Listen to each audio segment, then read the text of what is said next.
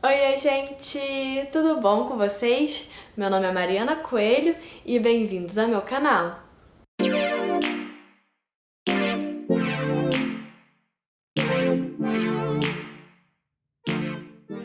E no vídeo de hoje eu montei uma listinha super especial de livros extremamente angustiantes. E essa listinha é a parte 2. Eu já fiz a parte 1 no ano passado, vou deixar o card aqui em cima para vocês irem lá conferir.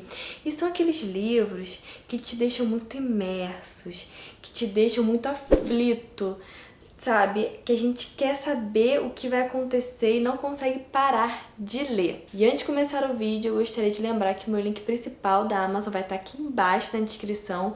Comprando com o meu link, vocês podem comprar qualquer produto, não só livros. Assim vocês ajudam o canal e não se preocupa que o valor final da compra não será alterado.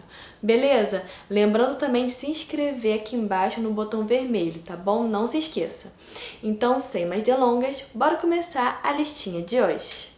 O primeiro livro é de uma autora nacional, a Cláudia Lemes, e juntamente com a Paula Feb, são duas autoras, e é o livro Cartas no Corredor da Morte. Vou deixar a capa aqui ao lado.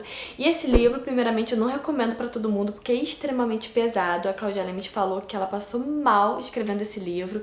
E aqui a gente vai conhecer dois serial killers que estão no corredor da morte e eles começam a se corresponder por cartas. E o mais impressionante, impactante, angustiante são o conteúdo, né, dessas cartas. Eles vão relatar para a gente o que eles pensam, o que eles sofreram no âmbito familiar, os seus segredos mais ocultos e, claro, também, né, os seus assassinatos. Por que eles estão no corredor da morte? E é um assassinato pior que o outro. O livro é curtinho, tem menos de 100 páginas, mas é bem denso e extenso pelo teor de violência. E quanto mais o livro passa, quanto mais a narrativa se desenvolve, mais angustiante, mais pesado fica a história. Além de angustiante e eletrizante, é também muito surpreendente. O final conta com 2 plots que as autoras simplesmente arrasaram. São plots muito inteligentes, elas conduziram a história da melhor maneira possível. Recomendo muito, claro, se você tiver curiosidade e coragem também.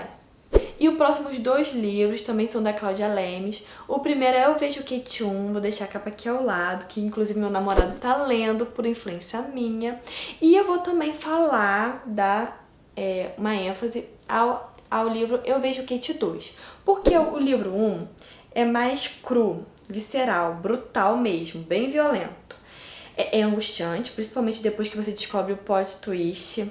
Você não sabe o que vai acontecer, a história muda de rumo, a gente vê a história por outra perspectiva. Vários outros acontecimentos vão, né, se acarretar, vão nos afligir muito, tá bom? Mas esse segundo não é tão pesado quanto o primeiro, mas eu acho, talvez, que um pouco mais angustiante. Por quê? Porque o serial killer do primeiro livro, ele é descoberto, a gente descobre quem é ele, não vou falar nada, mas a gente descobre quem é ele e a pessoa vai presa, a pessoa que fez muito mal a Kate vai presa. Só que nesse segundo livro, depois de 4 anos, ela vai ser solta.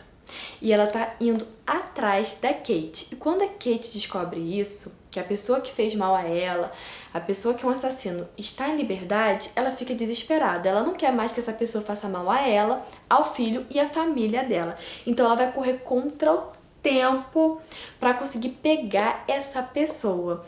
E em paralelo de você ver a Kate correndo atrás dessa pessoa para, né, pegar essa pessoa, você vê também o assassino, né, o psicopata correndo atrás da Kate. Então fica esses 2 paralelos aí, a gente não sabe o que vai acontecer. A narrativa é maravilhosa, os 2 livros estão disponíveis no Kindle Unlimited. Se você tiver curiosidade, coragem também, nessas 2 narrativas bem brutais, eu recomendo muito. Leia o primeiro livro para depois ler esse segundo, senão vocês vão pegar spoilers. Mas vocês podem ter certeza que a angústia nesses 2 livros é garantida. Outro livro que eu recomendei recentemente na listinha, na primeira parte da listinha de romance dark. Também vou deixar aqui nos cards esse vídeo pra vocês irem lá conferir. Lá eu recomendei o livro Raid, vou deixar a capa aqui ao lado. É um romance dark bem pesado, bem angustiante. Por quê? Porque aqui teremos a nossa protagonista, que ela é bem forte. E ela vive com um pai nada amoroso, sério mesmo, mas muito poderoso e influente. Só que a nossa protagonista, ela tá desconfiada que o pai dela tá envolvido aí no mundo da ilegalidade. Então ela vai começar a investigar o pai. E ela vai cavar bastante, vai procurar bastante, até que ela vai descobrir que o pai dela mantinha em cárcere um homem, que é o nosso protagonista, o Raid, por 20 anos. E o Raid, ele sofreu várias humilhações físicas, psicológicas e sexuais. E o Raid, ele tá determinado a matar o seu algoz, né? O cara que o obrigou há anos a chamá-lo de mestre. E ele quer matar e dane-se as consequências. Só que ele vai conhecer a nossa protagonista quer salvá-lo fisicamente, né? E também emocionalmente, mas vai ser bem difícil. O Raid desconfia de todo mundo, ele não vai facilitar. Mas o tempo vai passando, eles vão se envolvendo, criando uma amizade, um amor e cabe a esperança. Só que no meio da história, a história vai mudar de rumo. O pai da nossa protagonista, que até então estava meio em off, né, tava meio de lado por conta de uma situação que a Tamires Barcelos enreda, né, ele tá meio isolado, ele vai voltar e o pesadelo do Raid e também da nossa protagonista vai voltar também.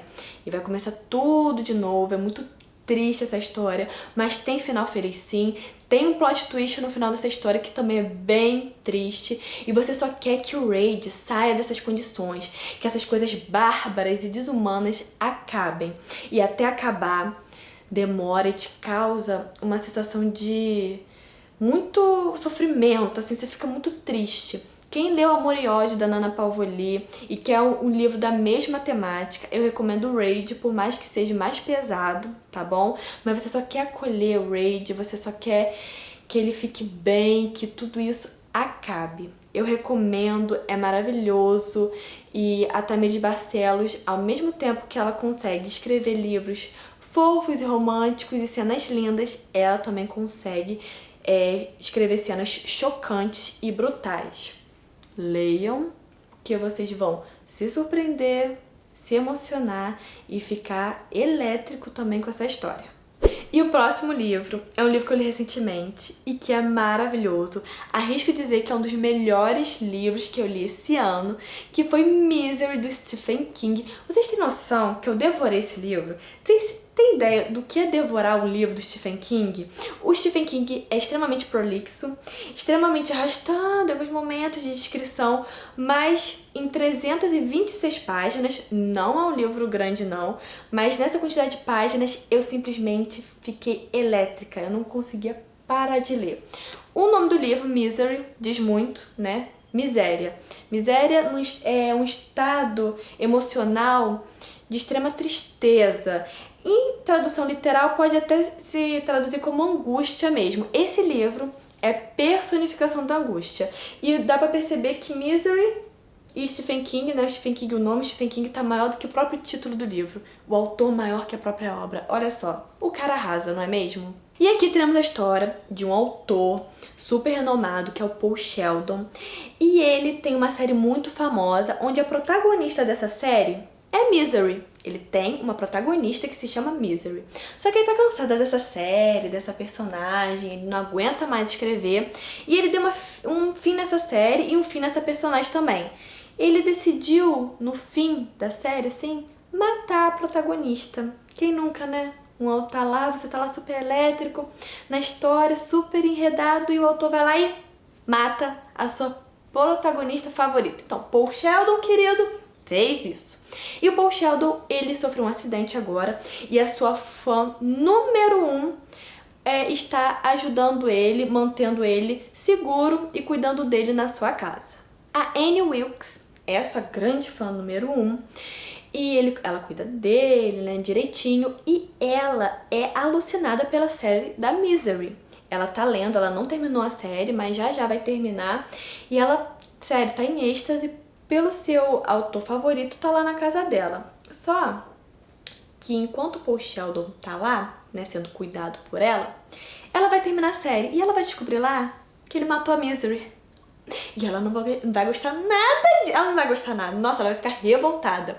Então o que ela vai fazer? Vai obrigá-lo a dar um outro final a Misery. Fazer um livro exclusivo pra ela, ressuscitar a Misery de alguma forma, sem roubar, tá? Não pode roubar. Tem que ser de uma maneira inteligente, ressuscitar sua protagonista favorita e fazer um livro extenso, maravilhoso, incrível, só pra ela. O Paul Sheldon não quer fazer muito isso, não. Ele tá meio, né, receoso, mas a nossa querida Anne, ela pode incentivá-lo de algumas formas, tipo drogas, machado, faca, talvez, e coisas ainda mais perigosas. E ele vai começar a perceber que ao longo da sua trajetória, né, que ele tá em uma grande enrascada e a sua fã número 1, além de perigosa, é extremamente inteligente.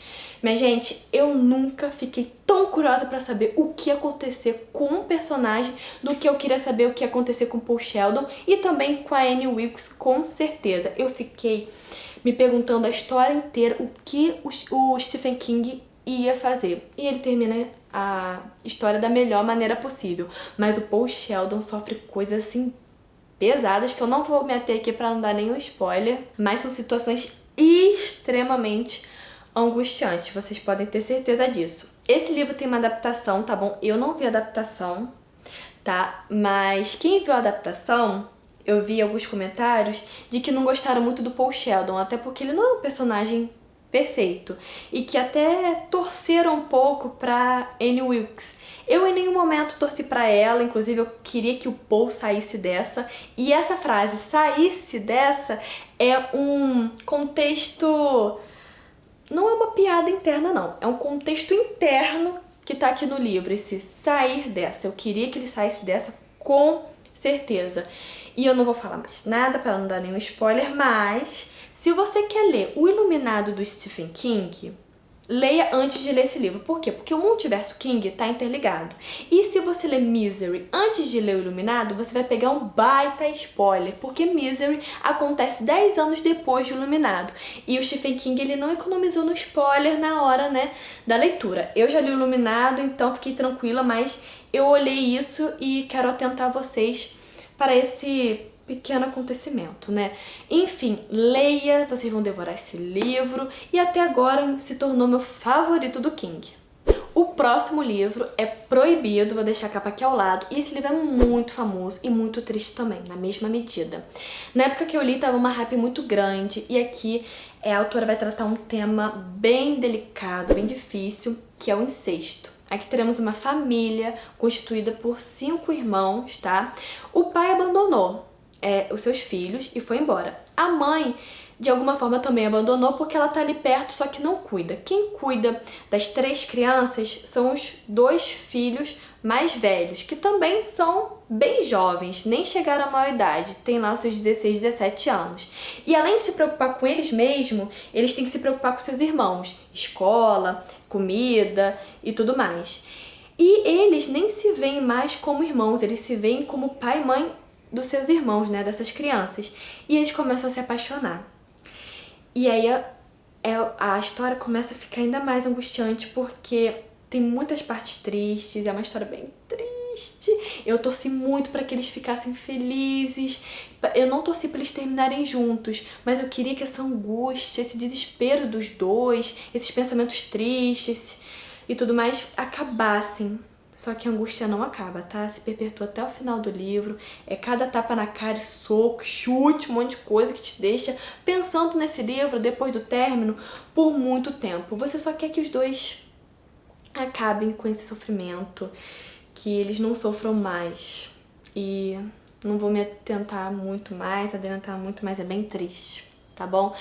Leia, eu recomendo, mas já vai avisado que é um livro que vai te prender, mas vai te deixar triste na mesma medida. E o próximo livro é Você Nasceu para Isso, da Michelle Sachs. E esse livro, quando eu li, também estava numa hype gigantesca.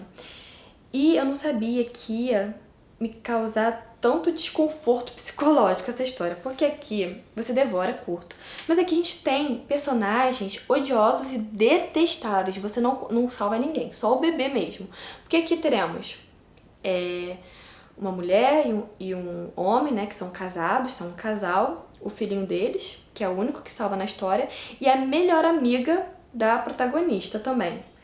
E são 3 personagens que você vai acompanhar ao longo da história, que você vai ver o que eles pensam, suas atitudes, e que você acha só atitudes e pensamentos abomináveis, sabe? Que você fica, mano do céu, egoístas, só pensam neles mesmos, tem atitudes até bem malvadas, eles não pensam em ninguém, e tem o filhinho deles, olha, só Jesus. E aqui, sabe o que mexe mais com o nosso psicológico? Pelo menos mexeu com o meu, é que a autora tá trabalhando só com pensamentos e características, coisas assim, humanas.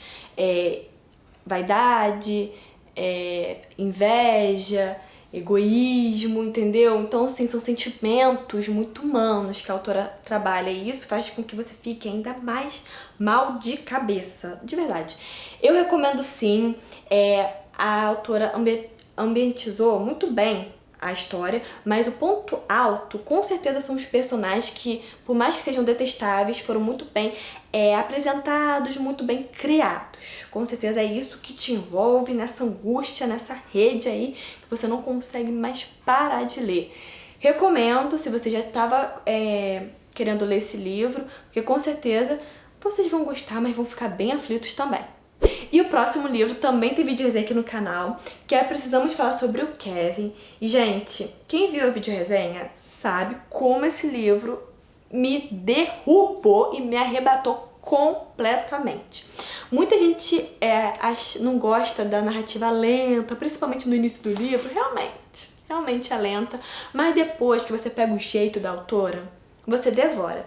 Aqui teremos o Kevin, e ele cometeu um atentado na escola.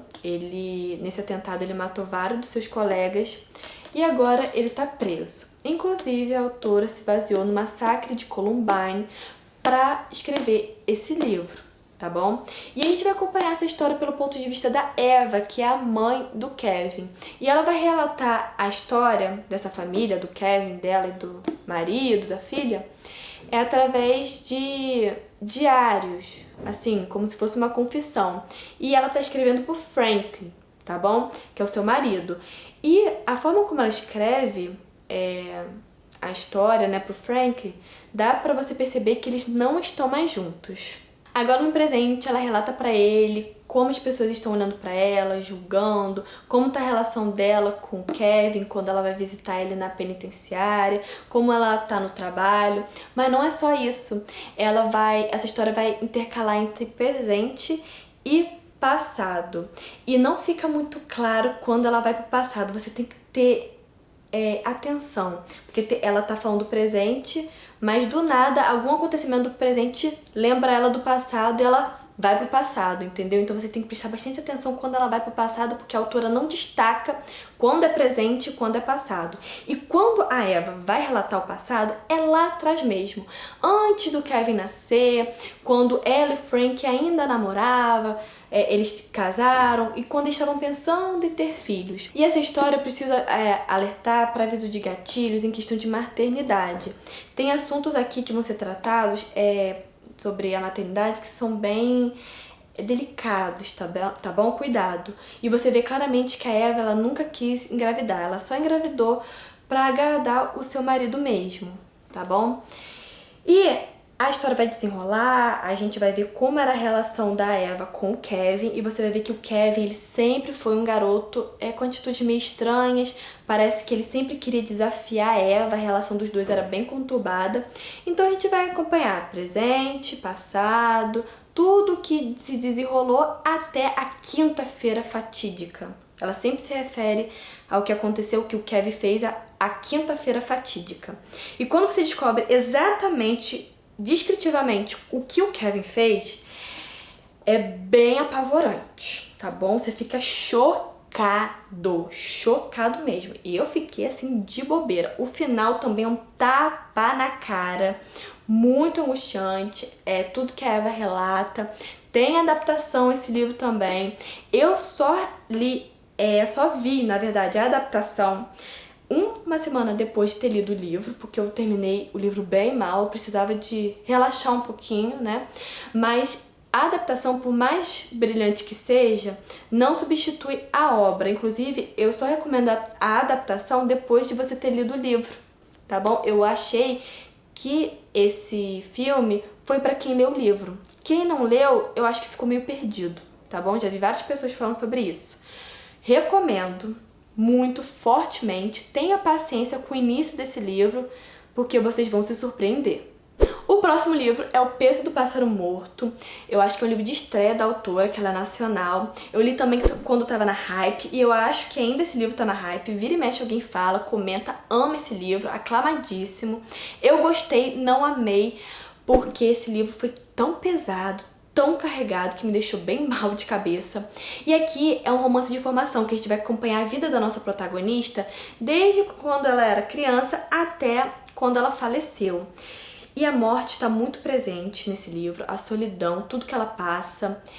Quando as pessoas precisam dela, ela tá lá, mas quando ela precisa das pessoas, ninguém estava lá por ela. Tudo que ela passou é bem pesado, inclusive eu aviso, gatilho de estupro. Tem uma cena aqui de estupro que é horrorosa, que é horripilante, que é... muito pesado mesmo. O final também, nossa... E tipo assim, é quando ela finalmente acha um motivo, assim, um motivo pra ficar feliz, sabe? Uma companhia e tal, acontece uma tragédia. E aí? Você fica mal de novo.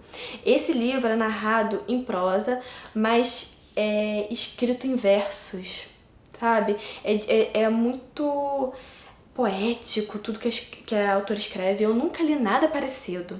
É curto, né? Tem 180 páginas mais ou menos, mas bem extenso e denso.